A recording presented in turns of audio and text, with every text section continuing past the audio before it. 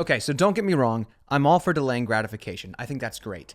However, I think NoFap goes about it the wrong way. So today I'm going to talk about my personal experience with NoFap and the sad reason for why I believe a lot of men's lives are actually worse because of it. But make sure you watch until the end because I'm going to break down the actual techniques that I found that actually work in helping you succeed with NoFap. Okay, so from 17 to 21, I struggled with you know what. And probably, just like you, I spent countless hours online trying to find a solution. I researched everything. How to get my mind off of it, how to not relapse, how to have more self-control. But no matter what I tried, nothing actually seemed to work, at least not for more than a month. Anyway, one day I discovered the lovely world of NoFap. I discovered the community, and finally, I was saved. They had the tips that I needed, the resources, they had people with experience to help lead me through this trying time. Or so I thought. But after getting into the actual NoFap community, diving into the YouTube videos, hearing from the NoFap experts, I realized that literally every single person was exactly like me. And it just felt like all of us together were stuck in this vicious cycle. And still, once again, nobody had the answers. Let me know if this sounds familiar. You get on a streak, you're feeling good, you got a handful of days behind you, you're feeling great, but then one day, you do something dumb, you slip up, then out of nowhere, your self-confidence tanks, you feel like garbage, and because you feel like garbage, you relapse again, because hey, I already messed up, why not mess up again? Does that sound familiar at all? I think it probably does. Okay, so here's why I believe that NoFap is actually making the lives of a lot of people worse. It's making it worse because of the strategy that it is proposing. The name itself is literally NoFap, which means don't fap. Here's the issue with it.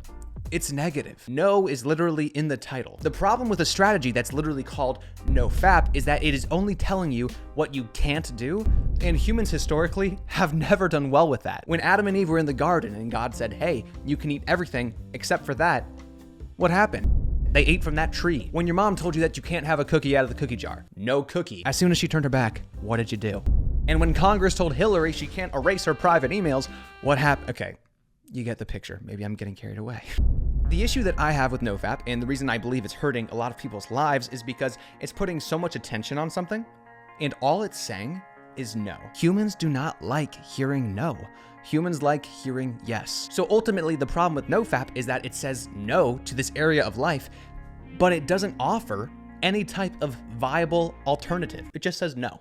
NoFap. So then this creates an epidemic of men just feeling weak and pathetic because they believe that willpower is enough to not fap. Just have some strong willpower and you'll be okay. But truthfully, I don't think anyone actually has enough willpower to just not fap. And let me explain. I believe the people who succeed at NoFap are actually the people who see it as instead of fap. So here's what I mean. In the book Atomic Habits on page 92, also, if you have not read Atomic Habits yet, I highly, highly, highly recommend that you do so. So there will be a link below so you can get your own copy. So on page 92, Atomic Habits breaks down how to break a bad habit. It says, the idea that a little bit of discipline would solve all our problems is deeply embedded in our culture. Recent research, however, shows something different. When scientists analyze people who appear to have tremendous self-control, it turns out that those individuals aren't all that different from those who are struggling. Instead, disciplined people are better at structuring their lives in a way that does not require heroic willpower and self-control. In other words,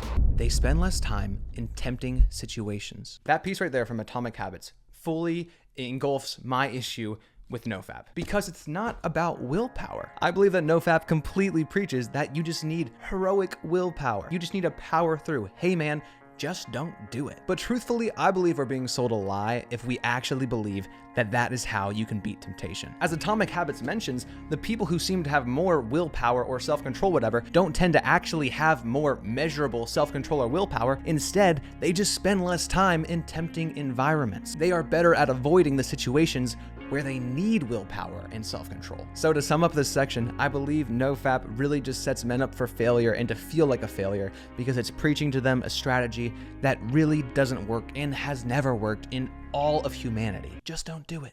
NoFap. Now to go back to what I said in the beginning, this is why I think it's important to, instead of seeing it as NoFap, see it as instead of FAP, because it can't just be no. You have to have an alternative. So how have I done this in my own life? Let's talk about what works and what doesn't. Okay, right off the bat, if you're trying to avoid caving into temptation, I think the first thing you need to do is break down what happens when you typically cave into temptation, and you need to get specific. I think we need to develop a deeper understanding of what's actually happening when we fail, because we see failure as the problem, but there's actually a bunch of little problems that led up to this happening, and we need to figure out what these things are to stop this from happening. So mentally, right now, go back to the last time you failed and ask yourself these questions. Where was I? What was I feeling? What time of day was it? And what was the lie in my head that I was believing? You need to fully break down what got you to failing in the first place. Then from here, we can reverse engineer, because if we can avoid the small things that are leading up to failing, we can avoid failing altogether. So here's how it looked in my own life. So for me, I found that the times that I was most likely to fail were late at night, when I'm on my phone, laying in my bed, when I'm by myself, when my door is closed, and when I'm just tired. Also, I would typically be on social media when I'd get the urge, and that's important. So this is how specific you need to get if you want to take this thing head on. You need to be able to target every single variable. So that's exactly what I did. I broke down each issue that helped lead to me failing and tried to make sure that these things right here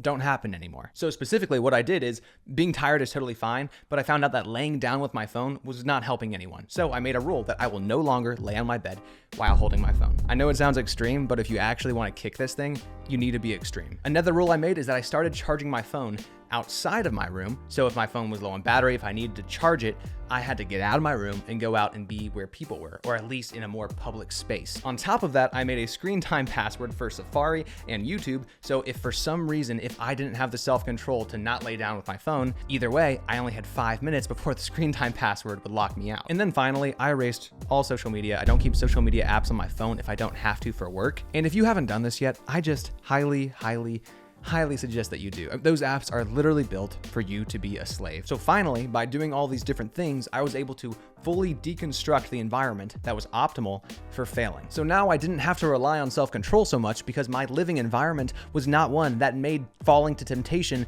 easy. So after all these changes, guess what happened? I still failed sometimes. I am in fact human, but it was honestly rare, and it did not happen very often at all. Also, community is literally everything. So if you don't have a solid group of people pushing you to be the very best version of yourself, then check out our online accountability group. It's called the Family Group Chat, and you can find the link below. So now what I would do is take the tips that I've mentioned in this video and pair them with these secrets to gaining self-confidence. Definitely watch this video next. Thanks so much for watching, guys, and I'll see you next time.